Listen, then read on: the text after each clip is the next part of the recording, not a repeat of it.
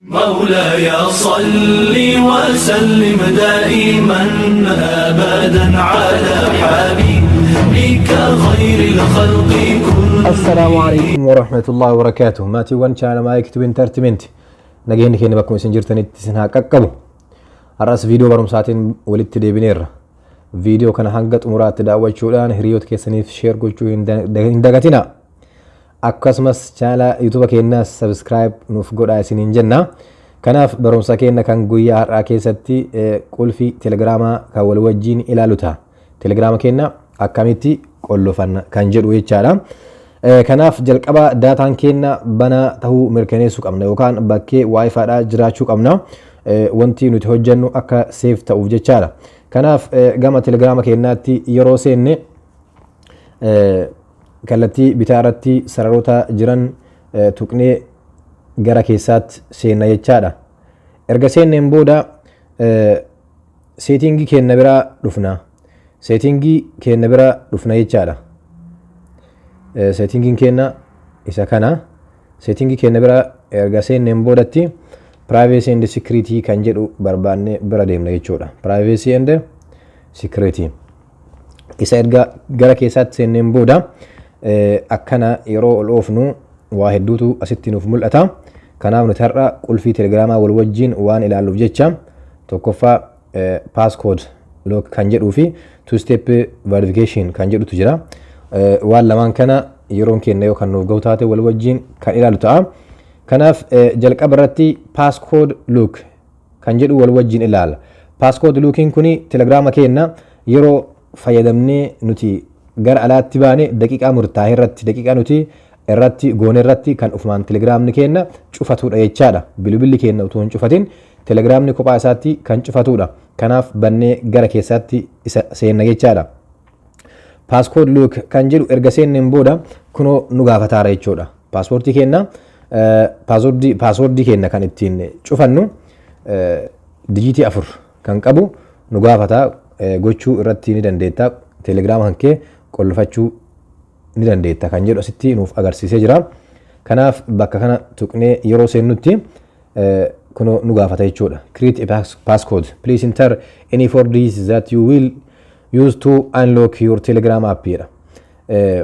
Dijiitii 4 kan telegiraama kankee ittiin banataa seentu yeroo ati telegiraama kankee dhiiste keessaa baate kan ufumaan telegiraama kankee cufatu galchi jedha. Kanaaf mee dijiitii 4 haa galchinu. Akka fakkeenyaatti 1 2 3 4 yeroo baay'ee qulfii akkanaatiin cufatuun gaariidha miti. Ammas re-enter your passcode irra deebiidhee galchiidha. 1 2 3 4 galchi jechuudha. Amma erga paaswordii kee galcheen boodatti yeroo inni itti uf cufu na gaafata. Daqiiqaa meeqa booda haa cufamu telegiraamni kun. Ati fakkeenyaaf telegiraama keessaa gara alaatti yoo baate osoo bilbila kan kee ati qulfii isaan cufin telegiraamni qofti yeroo hagam turee ofiin of haa cufu kan jedhudha. Gara keessaatti seenna jechuudha. Yeroo gara keessaatti seenne kunoo akkuma argitanii asitti filannoo hedduu nuuf kaa'eera jechuudha. Nuti telegiraama keenya keessaa gara alaatti yoo baane sa'aa tokko daqiiqaa 5 daqiiqaa tokko sekendii 30 sekendii 10 sekendii 5 sekendii takka akkana jedha jechuudha. Mee kanaaf sekendii 5 irratti okay haa goonu. Kunoo akkuma argaartanii sekendii 5 filadheera. Sekendii 5 filadhee erga filadheen boodatti dan kan jedhu kana bira dhufa jechuudha. Dan kan jedhu kana bira gadi cuqaasa. Kanaaf akkuma argaa jirtan kana paaspoortiin kiyya itti naaf miidhagee jechuudha. Telegiraamni kiyya qulfii horatee jira jecha. Kanaaf wajjumaan keessaa baanee ilaalla. Maaf jennaan an telegiraama keessaa bahee sekendii 5 keessatti telegiraamni kiyya cufamuu qaba jechuudha. Gara alaatti baana, ammas ni baana, ammas ni baana. Ayyee mee wal wajjin haala akkufnu taak laam sadi 4 5 amma ni seenna jechuudha. Telegiraama kiyya ni seenna jechuudha. Telegiraama kiyya yeroo tuqu kunoo akkuma argaa jirtanii qollofameera jechuudha. Qulfiin itti midhaageera. Kunoo akkuma argaa jirtanii paaspoortii kan kee galchinaan jedha kunoo. Enter your Telegram passcode. Kanaaf paaskoodii kiyya kana wal wajjiin galchine san ammas galchina jechuudha banuudhaafi. Kanaaf paaspoortiin keenya kan ittiin cufne 1 2 3 4 kunoo telegiraama keenya nuuf baname amma seenuu dandeenyeera jechaadha.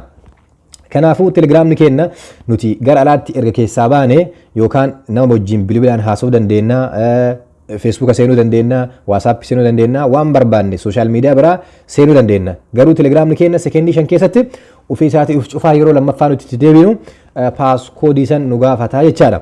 Kanaaf isa kana balleessuullee wajjin kan ilaalu ta'a. Paaspoortii kana yoo kan hin barbaanne taate bakkuma jalqabaatti deebina, siitingii keenyatti deebinee erga gara keessaatti seennee privacy and security akkuma dura godhaa deemnetti jechuudha.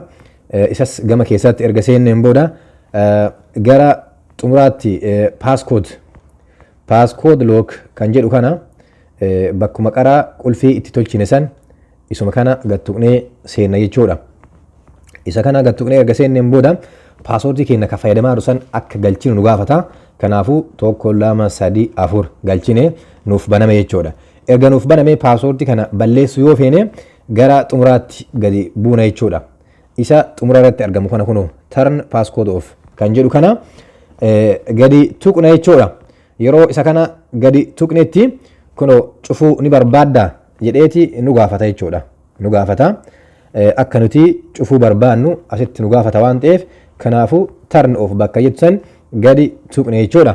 Kanaaf paaspoortiin keenya irraa badeera. Amma wal wajjiin kan ilaalu ta'a. Gara alaatti baanaa, gara alaatti baanaa, gara alaatti baanaa, wal wajjiin lakkoofnaa 1 2 3 4 5 sekendii 5 waan ta'eef amma qulfii keenya irraa balleessineera jechaadha. Kanaaf yeroo nuti seennutti hin jiru jechuudha. Paaspoortiin keenya irraa badeera jechuudha. Kanaaf jaalatamtootaa fi kabajamtoota maatiiwwan chaanala keenyaa barumsa keenya kan guyyaa har'aa kana fakkaata. Barumsa kanarraa hedduu hubattan jedhee yaada. Akka itti gammaddanis abdiin qaba. Kanaafuu viidiyoo kana hiriyoota keessaniif share godhaa. YouTube chaanala keenyallee subscribe nuuf godhaa. Galatooma. Thank you for watching. Prepared by Qasim Ereso. Edited by Mohamed Nur Bidaso.